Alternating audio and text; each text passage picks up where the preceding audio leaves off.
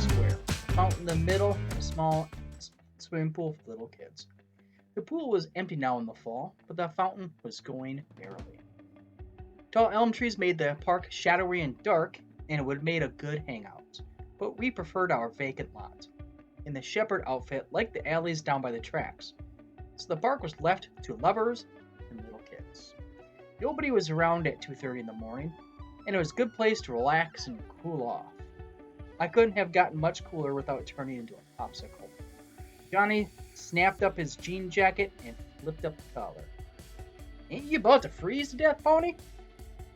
You ain't a woofin', I said, rubbing my bare arms between drags of my cigarette. I started to say something about the film of ice developing on the outer edge of the fountain when a sudden blast from a car horn made us both jump. The blue Mustang was circling the park slowly.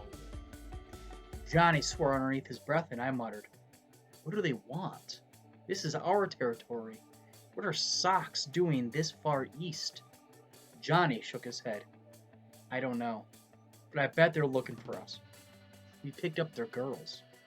"Oh, glory," I said with a groan. "This is all I need to top off a perfect night."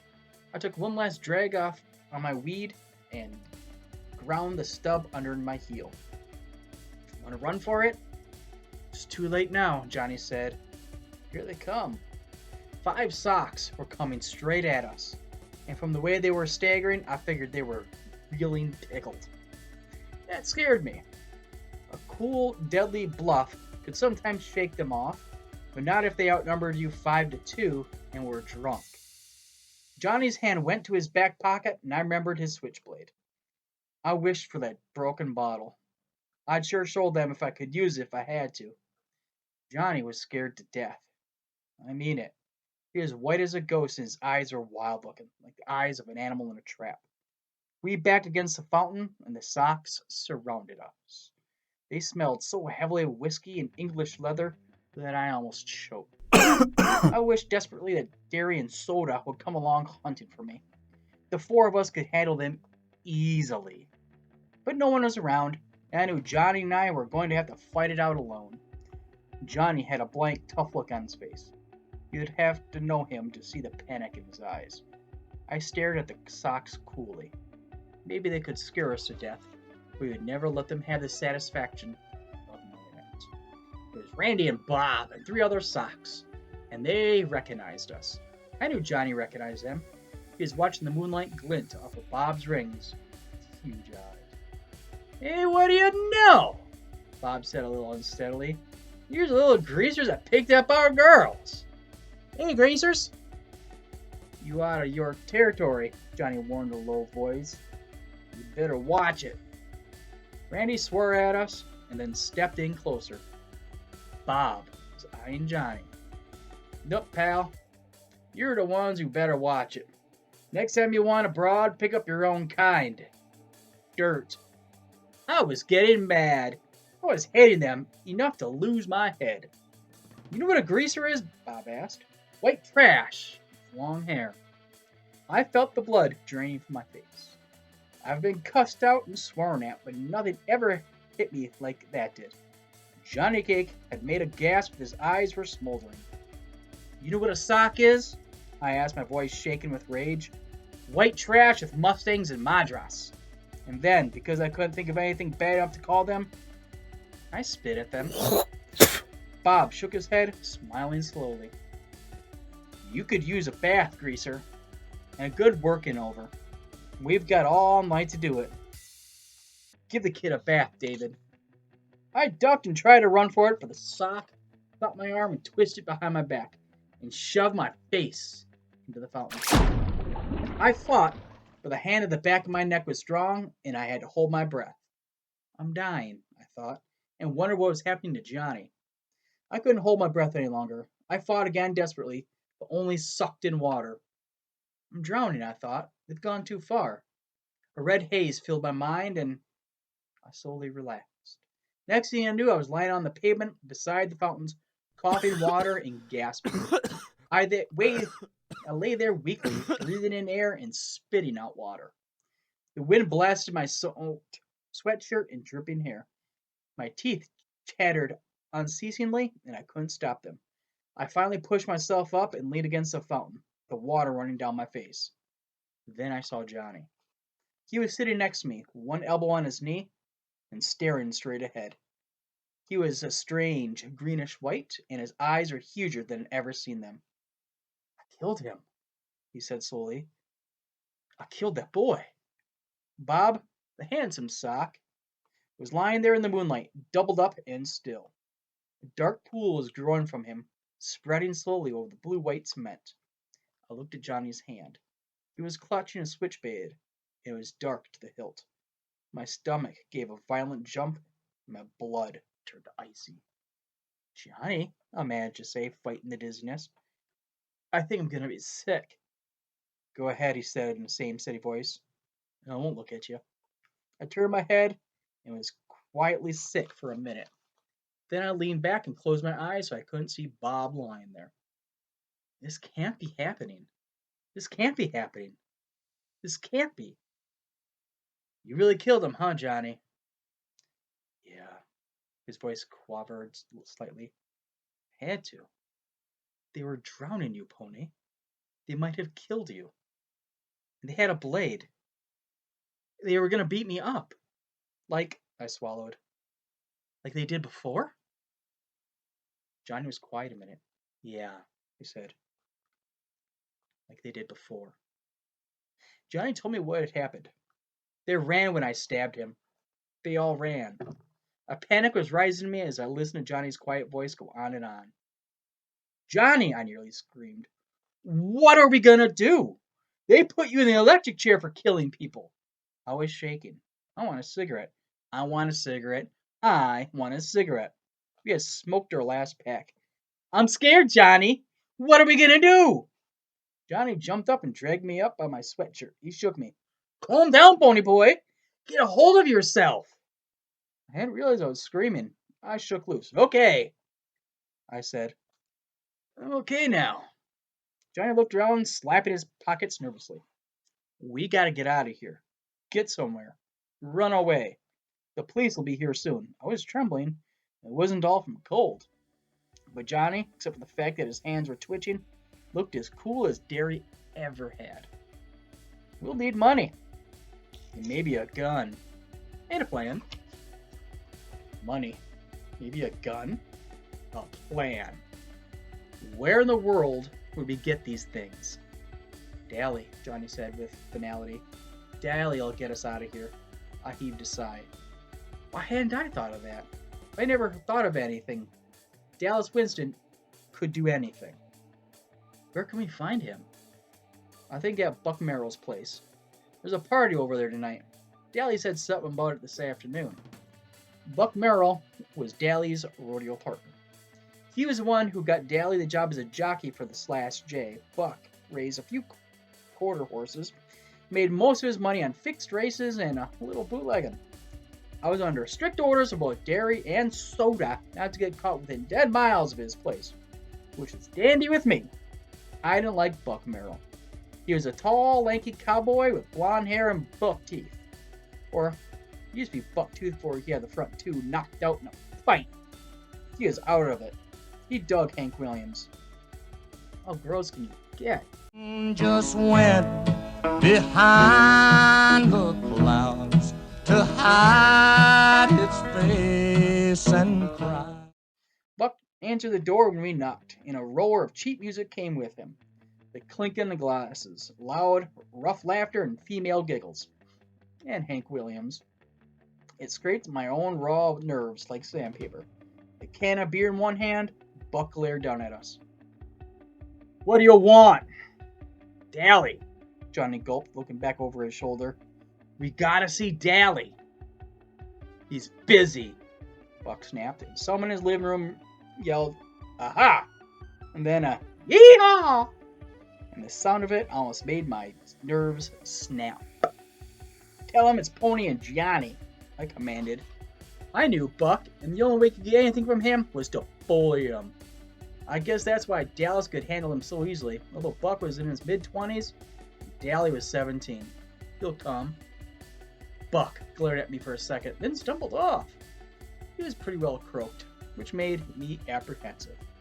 If Dally was drunk and in a dangerous mood, he appeared in a few minutes clad in only a pair of low-cut blue jeans, scratching the hair on his chest. He was sober enough, and that surprised me. Maybe he hadn't been here long. Okay, kids, what do you need me for? As Johnny told him the story, I studied Dally, trying to figure out what there was about this tough-looking hood that a girl like Cherry Valance could love. Town-headed and shifty-eyed, Dally was anything but handsome. Yet in his hard face there was character, pride, and a savage defiance of the world. He could never love Cherry Valance black. It would be a miracle if Dally loved anything. The fight for self-preservation had hardened him beyond caring. He didn't bat an eye when Johnny told him what had happened. He only grinned and said, "Good for you," when Johnny told him he had a knife to the sock. Finally, Johnny finished. "We figured you could get us out of here if anyone could." "I'm sorry we got you away from the party." "No, shoot, kid." Dally glanced contemptuously over his shoulder. "I was in the bedroom." He suddenly stared at me. "Glory, but your ears can get red, pony boy." I was remembering what usually went on in the bedrooms at buck parties. Then Dally grinned in amused realization. "It ain't anything like that, kid. I was asleep, or trying to be, with all this racket." Hank Williams. He rolled his eyes and added a few adjectives after that. Hank Williams. Me and Shepard had a run-in and I cracked some ribs. I just needed a place to lay over. He rubbed his side ruefully. Old Tim sure can pack a punch. You won't be able to see out of his one eye for a week. He looked us over and sighed. "Well, wait a second. I'll see what I can do about this mess." Then he took a good look at me. "Pony boy, you wet?" Yes, I stammered through chattering teeth. "Glory, hallelujah!" He opened the screen door and pulled me in, motioning for Johnny to follow. "You'll die in the pneumonia before the cops ever get you." He half dragged me into the empty bedroom, swearing at me all the way. "Get that sweatshirt off." He threw a towel at me. "Dry off and wait here. At least Johnny's got his jeans jacket. You ought to know better than this run away in just a sweatshirt, and a wet one at that. Don't you ever use your head?" He sounded so much like Derry that I stared at him. He didn't notice, but left us sitting on the bed. Johnny lay back on it. Wish I had me a weed. My knees were shaking as I was finished drying off, sitting there in my jeans. Dally appeared after a minute. He carefully shut the door. Here, he handed us a gun and a roll of bills. "The gun's loaded." "Pete's sake, Johnny, don't point that thing at me." "Here's $50. That's all I could get out of Merrill tonight. He's blowing his loot from the last race." You might have thought it was Dally who fixed those races for Buck, being a jockey and all, but it wasn't. The last guy to suggest it lost 3 teeth. It's the truth. Dally rode the ponies honestly and did his best to win. It was the only thing Dally did honestly. "Pony, do Derry and Soda Pop know about this?" I shook my head. Dally sighed. "Boy, howdy! I ain't itching to be the one to tell Derry they got my head busted." "Then don't tell him," I said. I hated to worry Soda Pop. I would have liked to let him know I'd gotten this far, okay? But I don't care if Derry worried himself gray-headed. I was too tired to tell myself I was being mean and unreasonable. I convinced myself it wouldn't be fair to make Dally tell him. Derry would beat him to death for giving us the money and the gun and getting us out of town. Here, Dally handed me a shirt about 60 million sizes too big. It's Buck's. You and him ain't exactly the same size, but it's dry. He handed me his worn brown leather jacket with the yellow sheep wool lining. It'll get cold where you're going, but you can't risk being loaded down with blankets. I started buttoning up the shirt. It about swallowed me. "Hop the 315 freight to Windricksville," Dally instructed. "There's an old abandoned church on top of Jay Mountain. There's a pump in back, so don't worry about water. Buy a week's supply of food as soon as you get there. This morning, before the story gets out, and then don't so much as stick your noses out the door. I'll be up there as soon as I think it's clear." Man, I thought New York was the only place we'd get mixed up in a murder trap. At the word murder, Johnny made a small noise in his throat and shuddered. Dally walked us back to the door, turning the porch light off as we stepped out. "Get going!" He messed up Johnny's hair. Take care, kid, he said softly. Sure, Dally. Thanks. And we ran into the darkness. We crouched in the weeds beside the railroad tracks, listening to the whistle grow louder. The train slowed to a screaming halt. Now, whispered Johnny. We ran and pulled ourselves in an open boxcar. We pressed against the side, trying to hold our breath while we listened to the railroad workers walk up and down outside. One poked his head inside, and we froze. They didn't see us, and the boxcar rattled as the train started up. The first stop will be Windricksville, Johnny said, laying the gun down gingerly. He shook his head. I don't see why he gave me this. I couldn't shoot anybody. Then for the first time, really, I realized what we were in for. Johnny had killed someone. Quiet, soft-spoken little Johnny, who wouldn't hurt a living thing on purpose, taken human life. We were really running away. The police after us for murder and a loaded gun by our side. Wish we'd asked Dally for a pack of cigarettes. I stretched out and used Johnny's legs for a pillow. Curling up, I was thankful for Dally's jacket. It was too big, but it was warm. Not even the rattling train could keep me awake. I went to sleep in a hoodlum's jacket, with a gun lying next to my hand. I was hardly awake when Johnny and I leapt off the train into a meadow. Not until I landed in a dew and got a wet shock did I realize what I was doing. Johnny must have woke me up and told me to jump, but I don't remember it. We lay in the tall weeds and damp grass, breathing heavily. The dawn was coming. It was lightning in the sky in the east, and a ray of gold touched the hills. The clouds were pink, and the meadowlarks were singing. This is the country, I thought, half asleep. My dreams come true, and I'm in the country. Blast it, Ponyboy, Johnny was rubbing his legs. You must have put my legs to sleep. I can't even stand up. I barely got off that train. I'm sorry. Why didn't you wake me up? That's okay. I didn't want to wake you up until I had to. Now, how do we find Jay Mountain? I asked Johnny. I was still groggy with sleep and wanted to sleep forever, right there in the dew in the dawn. Go ask someone. The story won't be in the paper yet. Make like a farm boy taking a walk or something. I don't look like a farm boy, I said. I suddenly thought of my long hair, combed back, and the slouching stride I used from habit. Oh, look at Johnny. He didn't look like any farm boy to me. He still reminded me of a lost puppy that had been kicked too often. For the first time, I saw him as a stranger might see me. He looked hard and tough because of his black t-shirt and his blue jeans and jacket, and because his hair was heavily greased and so long. I saw how his hair curled behind his ears, and I thought, we both need a haircut and some decent clothes. I looked down at my worn, faded blue jeans, my too big shirt, and Dally's worn-out jacket.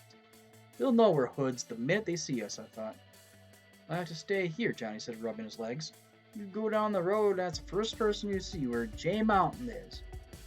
And, for Pete's sake, run a comb through your hair and quit slouching down like a bug. Johnny had noticed it too. I pulled a comb from my back pocket and combed my hair carefully. I guess I look okay now, huh, Johnny? He was studying me. You know, you look an awful lot like Soda Pop. The way you've got your hair and everything, except your eyes are green. They ain't green, they're gray, I said, reddening. And I look about as much like Soda as you do. I got to my feet. He's good looking. Shoo, Johnny said with a grin. You are too. I climbed over the barbed wire fence without saying anything else. I could hear Johnny laughing at me. I didn't care. I went strolling down the red dirt road, hoping my natural color would come back before I met anyone. I wonder what Derry and Soda Pop are doing now, I thought, yawning. Soda had the whole bed to himself for once.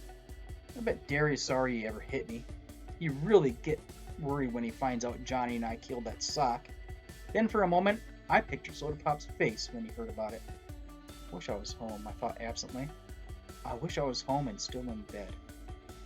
Maybe I am. Maybe I'm just dreaming. It was only last night that Dally and I sat down behind those girls at the nightly double. Glory, I thought with a bewildering feeling of being rushed. Things are happening too quick, too fast. I figured I couldn't get into any worse trouble than murder. Johnny and I couldn't be hiding for the rest of our lives. Nobody but Dally would know where we were. And he couldn't tell anyone because he'd get jailed again for giving us that gun. If Johnny got caught, they'd give him the electric chair. And if they caught me, I'd be sent to a reformatory. I'd heard about reformatories from Curly Shepherd, and I didn't want to go to one at all. So, we'd have to be the hermits for the rest of our lives, and never see anyone but Dally. Maybe I'd never see Derry or Soda Pop again, or even Two-Bit or Steve. I was in the country, but I knew I wasn't going to like it as much as I thought I would. There are worse things than being a greaser. I met a sunburned farmer driving a tractor down the road. I waved at him and he stopped. You tell me where J Mountain is? I asked as politely as I could. He pointed on down the road. Follow this road to the big hill over there. That's it. Taking a walk? Yes, sir. I managed to look sheepish. We're playing army and I'm supposed to report to the headquarters there. I can lie so easily, it spooks me sometimes. Soda says it comes from reading so much. But then, Two-Bit lies all the time too. And he never opens a book. Boys will be boys, the farmer said with a grin. And I thought dully that he sounded as a corn pony as Hank Williams. He went on and I walked back to where Johnny was waiting. We climbed up to the church, although it was a lot further away than it looked. The road got steeper with every step. I was feeling kind of drunk. They always do when I get too sleepy. My legs get heavier and heavier. I guess Johnny was sleepier than I was. He had stayed awake on the train to make sure we got off at the right place. It took us about 45 minutes to get there. We climbed in a back window. It was a small church, real old and spooky and spiderwebby. It gave me the creeps. I've been in church before. I used to go all the time, even after Mom and Dad were gone. Then one Sunday I talked Soda into coming, Johnny and me. He didn't want to come unless Steve did, and Two-Bit decided he may as well come too. Dally was sleeping off a hangover, Derry was working.